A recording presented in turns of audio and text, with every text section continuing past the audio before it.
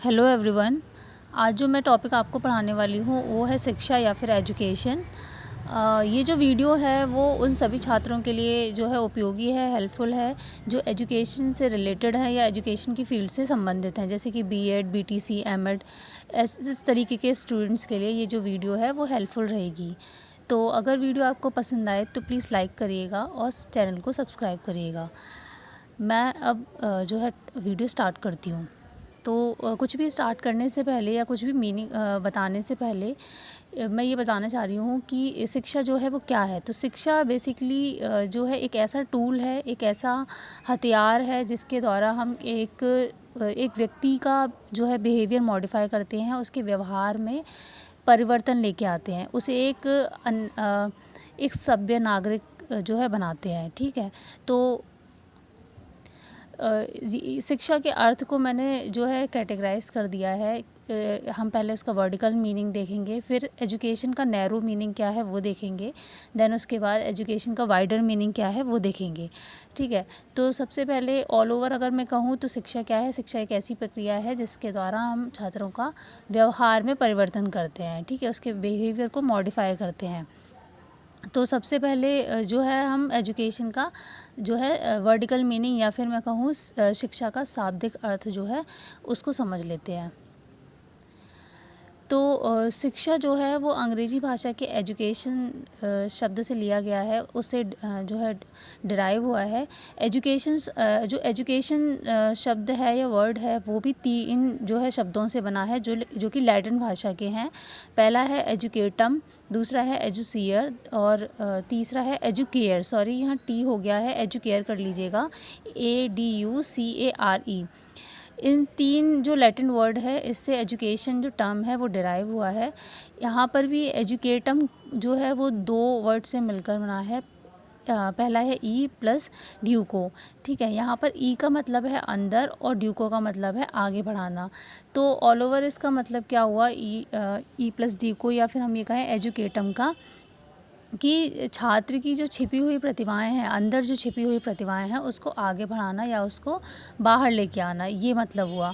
तो तीनों ही जो एजुकेटम है, एजुसियर है या एजुकेयर है, तीनों का ही मतलब यही होता है कि बेसिकली कि हम जो छात्र के अंदर छिपी हुई प्रतिभा है जिसको वो नहीं जानता, ठीक है, एजुकेशन के द्वारा हम उसको बाहर निकालते हैं या फिर उसको आगे बढ़ाते हैं या फिर उसको जो है पहचान दिलाते हैं कि उसमें जो है इस तरीके की जो प्रतिभाएं हैं या टैलेंट है छिपा हुआ है।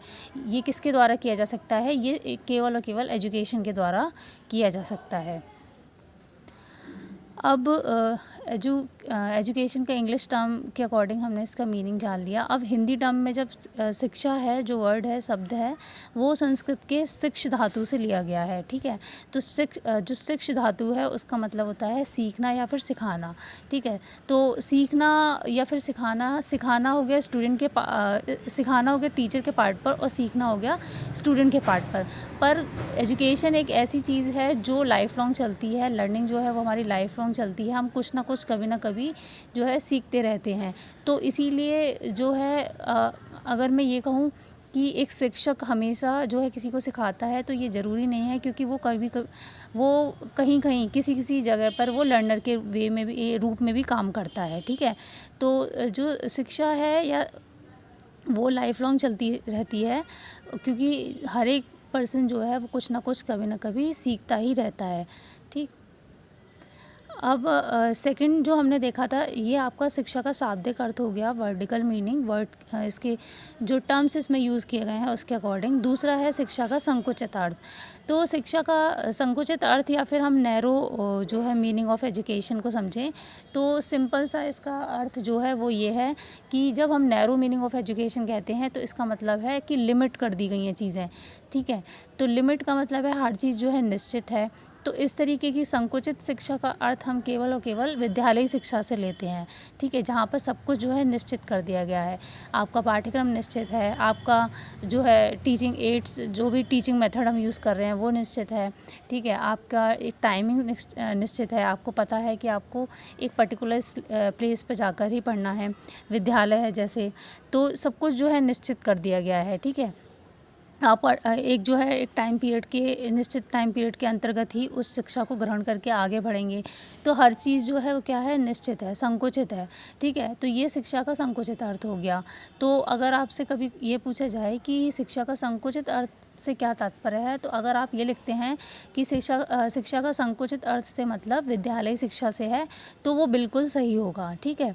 अब थर्ड जो पार्ट है शिक्षा का व्यापक अर्थ, तो क्योंकि ये वाइडर मीनिंग ऑफ एजुकेशन है, तो इसने सब कुछ इंक्लूड कर लिया है, ठीक है। तो एक ऐसी शिक्षा जो एक चार दीवारी के अंतर्गत नहीं दी जा रही है आपको, ठीक है। एक ऐसी शिक्षा जो कुछ भी वहाँ पर निश्चित नहीं है, कोई ये निश्चित नहीं है कि आपको एक यही जो है टीचर आपको आके पढ़ाएगा, मैथ सब्जेक्ट है, या फिर साइंस के टीचर जो हैं साइंस पढ़ाएंगे, ऐसा कुछ इसमें निश्चित नहीं होता है। बल्कि आप वो सारी शिक्षा जो आपके जीवन से संबंधित होती है और जो आप लाइफ लॉन्ग जो है चलती रहती है, ऐसी शिक्षा जो कि जब तक इंसान जीवित रहता है तब तक कुछ ना कुछ सीखता रहता है, तो उस तरीके की शिक्षा को हम व्यापक अर्थ में जो है लेते हैं, ठीक है। अब इसका एक एग्ज़ाम्पल ये हो सकता है कि वो सारी शिक्षा जो आप विद्यालय के अंतर्गत नहीं लेते, जैसे कि अगर आपको आपके दादी या नानी या फिर हमसे बड़े जो भी हैं या फिर हमसे छोटे भी हो सकते हैं, ठीक है। तो हमें कुछ ना कुछ अगर उनसे कुछ जानना है, ठीक है, तो वो जो शिक्षा प्रदान कर रहे हैं वो व्यापक अर्थ में लिया जाएगा। फॉर एग्ज़ाम्पल कि सपोज़ आपको, जैसे हम अपने पेरेंट्स को व्हाट्सएप चलाना सिखा रहे हैं, ठीक है, तो वो क्या हो गई, वो ये ही शिक्षा हो गई, ठीक, जिसमें कुछ भी निश्चित नहीं है, कोई पाठ्यक्रम निश्चित नहीं है, कोई टीचर निश्चित नहीं है, कोई टाइम निश्चित नहीं है। तो इस तरीके से शिक्षा जो व्यापक के अंतर्गत आती है वो लाइफ लॉन्ग चलने वाली जो है प्रक्रिया या फिर लाइफ लॉन्ग चलने वाली जो है एजुकेशन होती है। नेक्स्ट अब इसके हम परिभाषाओं को देख लेते हैं। पेस्टोलॉजी के अनुसार मानव की आंतरिक शक्तियों का स्वाभाविक सामंजस्यपूर्ण और प्रगतिशील विकास ही शिक्षा है। तो पेस्टोलॉजी क्या बोलते हैं कि मनुष्य के अंतर्गत जो अंदर, ठीक है, आंतरिक शक्तियाँ जो छिपी हुई हैं, ठीक है, उनका विकास करना, ठीक है, उनका प्रगतिशील विकास करना ही शिक्षा है। दूसरा है हर्बर्ट के अनुसार शिक्षा नैतिक चरित्र का उचित विकास है। तो ये तो आप लोगों को पता ही है कि शिक्षा के द्वारा हम एक व्यक्ति में या एक स्टूडेंट में जो है नैतिक गुणों का विकास करते हैं, नैतिक चरित्र जो है उसका जो है अच्छा बनता है, उसका विकास करते हैं। तो वो किसके द्वारा किया जा सकता है, शिक्षा के द्वारा। थर्ड है महात्मा गांधी के अनुसार शिक्षा से मेरा तात्पर्य उस प्रक्रिया से है जो बालक एवं मनुष्य के शरीर, आत्मा एवं मन का सर्वोत्कृष्ट विकास कर सके। तो महात्मा गांधी कह रहे हैं कि शिक्षा से उनका क्या तात्पर्य है कि एक ऐसी शिक्षा जो मनुष्य के मन और आत्मा और शरीर उसका सर्वोत्कृष्ट विकास करे, ठीक है, उसका पूर्ण तरीके से इसका विकास करे, मीन्स उसका physical development as well as spiritual development से भी उन्होंने कनेक्ट कर दी है चीज़ें महात्मा गांधी ने। तो वो कह रहे हैं कि जब इन दोनों का ही अच्छे से विकास होता है तो वही जो है शिक्षा कहलाती है। तो इस तरीके से अलग अलग जो है राइटर्स ने अपनी अपनी डेफिनेशन दी है, अपने अपने व्यू दिए हैं शिक्षा को लेकर। नेक्स्ट है शिक्षा की प्रक्रिया या प्रोसेस ऑफ एजुकेशन। तो जो प्रोसेस ऑफ एजुकेशन है उसको तीन जो है पार्ट्स में जो है 3 पार्ट्स में डिवाइड किया गया है। पहला है शिक्षा द्विमुखी प्रक्रिया है, means education is a bipolar process. तो एजुकेशन बायपोलर प्रोसेस का मतलब या द्विमुखी का मतलब क्या है, दो मुख हैं, दो पोलर हैं, ठीक है। वो दो पोलर्स कौन से हैं, एक है पढ़ने वाला और दूसरा है पढ़ाने वाला, ठीक है। पढ़ने वाला मतलब स्टूडेंट और पढ़ाने वाला मीन्स टीचर, ठीक है। छात्र और शिक्षक, दो ही एजुकेशन की प्रक्रिया में दो ही लोग होते हैं, एक शिक्षक होता है और एक छात्र होता है। तो वो कौन कह रहे हैं, जो ये कहते हैं कि शिक्षा जो है द्विमुखी प्रक्रिया है, और द्विमुखी प्रक्रिया को सपोर्ट करने वाले हैं एडम्स और रॉस, ठीक है। ये दो लोग हैं जो ये कहते हैं कि शिक्षा जो है वो द्विमुखी प्रक्रिया है, ठीक, जिसमें केवल दो ही लोग होते हैं, इम्पॉर्टेंट होते हैं। एक है शिक्षक, ठीक है, जो है चीज़ों को सिखाता है, दूसरा है छात्र जो कि चीज़ों को सीखता है। दूसरा है शिक्षा त्रिमुखी प्रक्रिया है, ठीक है। अब त्रिमुखी का मतलब means tripolar process, education is a tripolar process. Tripolar means तीन ध्रुव हैं, उसमें 3 मुख हैं। अब 3 ध्रुव या 3 पोलर कौन कौन से हैं, एक है आपका सीखने वाला मीन्स लर्नर या फिर स्टूडेंट, दूसरा है सिखाने वाला मीन्स टीचर या फिर जो है अध्यापक, और तीसरा इसमें करिकुलम है, ठीक है, जिसको हम पाठ्यक्रम कहते हैं। तो ये 3 चीज़ें हैं जिन्होंने ये कहा, जिन लोगों ने इस चीज़ को सपोर्ट किया कि जो एजुकेशन है वो ट्रायपोलर प्रोसेस है, उसमें ये 3 चीज़ें आती हैं। कौन-कौन सी? टीचर, स्टूडेंट और करिकुलम। अब इसको किसने सपोर्ट किया है? वो हैं जॉन डीवी, ठीक है। जॉन डीवी क्या कहते हैं कि एजुकेशन में 3 लोग होते हैं, 3 चीज़ें होती हैं, स्टूडेंट होते हैं, ठीक है, टीचर होते हैं और करिकुलम होता है। और स्टूडेंट और टीचर के बीच में जो बातचीत होती है, जो इंटरेक्शन होता है, वो करिकुलम के बेस पे ही होता है, ठीक है। अगर हम क्लासरूम में जाके अब एक स्टूडेंट से इंटरेक्ट करते हैं या कुछ पढ़ाते हैं तो उसका बेस क्या है? वो है करिकुलम। इसीलिए उन्होंने कहा कि जो पूरी एजुकेशन की प्रोसेस में 3 जो है चीज़ें बहुत इम्पॉर्टेंट होती हैं। अब थर्ड है शिक्षा सामाजिक विकास की प्रक्रिया है, ठीक है। इसको भी जो सपोर्ट करते हैं वो जॉन डीवी ही हैं। जॉन डीवी क्या कह रहे हैं कि टीचर भी होता है एक, ठीक है, स्टूडेंट भी होता है, करिकुलम भी होता है, लेकिन ये तीनों ही चीज़, ये दोनों ही लोग इंटरेक्ट कर रहे हैं on the basis of curriculum, लेकिन कहाँ पर कर रहे हैं? सोसाइटी के अंतर्गत, ठीक है। एक सामाजिक समाज के अंतर्गत जो है ये सारी जो है प्रक्रिया चल रही है।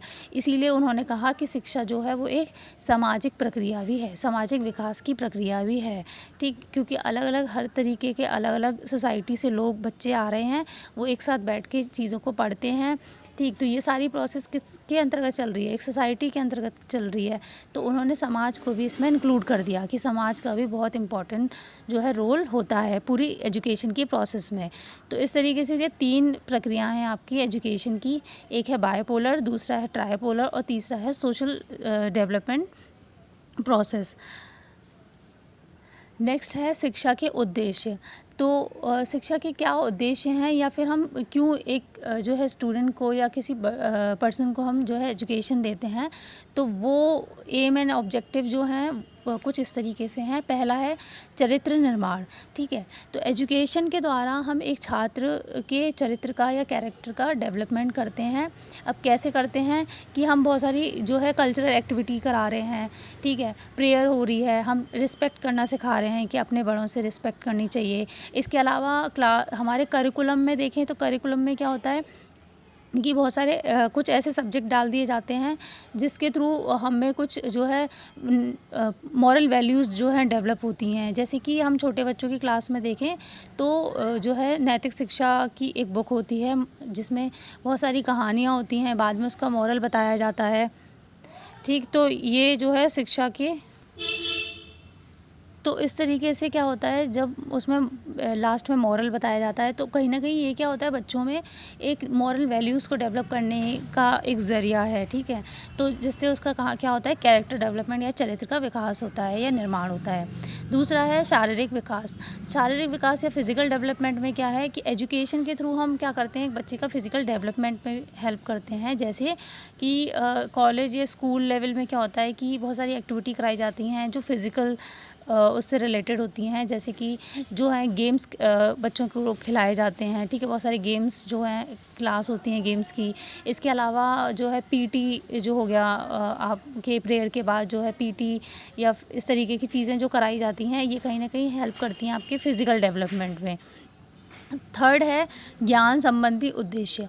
तो ज्ञान संबंधी उद्देश्य तो है ही ये कि एजुकेशन में हम क्या कर रहे हैं, एक ऐसी प्रोसेस है जिसमें एक टीचर अपने स्टूडेंट को पढ़ाता है, किसी पर्टिकुलर चीज़ से रिलेटेड उनको नॉलेज प्रोवाइड करता है और बच्चा जब उसको चीज़ों को जान जाता है उसके बाद एग्ज़ाम देता है, नेक्स्ट उसको पास करने के बाद उसको उस चीज़ के बारे में पता लग जाता है, फिर वो नेक्स्ट क्लास में जाता है। तो वो क्या होता है कि इस तरीके से क्या है, एक टीचर अपने स्टूडेंट को अब नॉलेज प्रोवाइड कर रहा है, तो वो किसके थ्रू हम कर सकते हैं, एक एजुकेशन की जो प्रोसेस है या है उसके अंतर्गत ही इस तरीके की जो है एक्टिविटी होती हैं, ठीक। अब पूरी एजुकेशन, अब एजुकेशन है, ठीक है, एजुकेशन में जब नॉलेज ही प्रोवाइड नहीं की जाएगी तो उसका कोई जो है महत्व नहीं रहेगा। तो सबसे पहली और एसेंशियल चीज़ क्या है एजुकेशन की, कि हम नॉलेज प्रोवाइड करते हैं अपने स्टूडेंट को किसी भी टॉपिक या फिर उनके करिकुलम से रिलेटेड। फोर्थ है जीविकोपार्जन का उद्देश्य। जीविकोपार्जन का उद्देश्य का मतलब ये है कि हम क्या करते हैं, एजुकेशन जो है बच्चों को प्रोवाइड की जाती है, इसका मतलब क्या है कि हम बच्चे को तैयार कर रहे हैं ताकि वो अपना अच्छे से जीविकोपार्जन कर सके। मीन्स अब एक जॉब के लिए वो तैयार हो जाए, ठीक है। एक अच्छी एजुकेशन को लेकर एक अच्छी सी जॉब ले, जिसके बाद वो अपनी लाइवलीहुड्स को अर्न कर सके अच्छे से, अपनी लाइफ़स्टाइल को एक हेल्दी और गुड लाइफ़स्टाइल जो है जी सके। तो ये किसके द्वारा ही पॉसिबल है? एजुकेशन के द्वारा, ठीक। नेक्स्ट है सांस्कृतिक विकास। सांस्कृतिक विकास में क्या है? एजुकेशन जो है वो कल्चरल डेवलपमेंट में भी हेल्प करती है। वो कैसे? कि हम क्या करते हैं क्लासरूम के अंतर्गत, हम अपनी हिस्ट्री, अब हिस्ट्री जैसे सब्जेक्ट में ले लूँ आपको, तो हम पुरानी हिस्ट्री को उसको बता रहे हैं कि हमारा इतिहास कैसे रहा है। तो वो क्या है कि हम अपने कल्चर को डिलीवर कर रहे हैं, किसको? अपने स्टूडेंट को। फिर आगे जाके क्या होगा? यही स्टूडेंट आगे जाके अपनी फ्यूचर जनरेशन को डिलीवर करेगा। तो इस तरीके से क्या है, एजुकेशन के थ्रू हम अपने कल्चर को, ठीक है, हम अपने जो हमारे कल्चर है, हमारी संस्कृति है, हम उसका विकास करते हैं। और इसके अलावा हम ये देख सकते हैं कि स्कूल लेवल पे, या हम ये कहें कि इंस्टीट्यूशन लेवल पे या कॉलेज लेवल पे क्या होता है कि कुछ ना कुछ जो है प्रोग्राम कराए जाते हैं। सांस्कृतिक प्रोग्राम हो गए, वो क्या कर रहे हैं? वो एक तरीके से बच्चों में जो है अपनी संस्कृति को जानने का एक मौका दिया जा रहा है, ताकि वो इसको प्रिज़र्व करके रखें और आगे डिलीवर कर पाएँ अपने फ्यूचर जनरेशन को। तो ये थ्रू एजुकेशन के द्वारा ही पॉसिबल है। 6 है आध्यात्मिक विकास। आध्यात्मिक विकास या स्पिरिचुअल डेवलपमेंट में क्या है कि हम एजुकेशन के द्वारा ही एक बच्चे का स्पिरिचुअल डेवलपमेंट कर सकते हैं। अब वो कैसे? कि बहुत सारी ऐसी चीज़ों को हम उसको पढ़ा सकते हैं जो अध्यात्म से संबंधित हो, ठीक।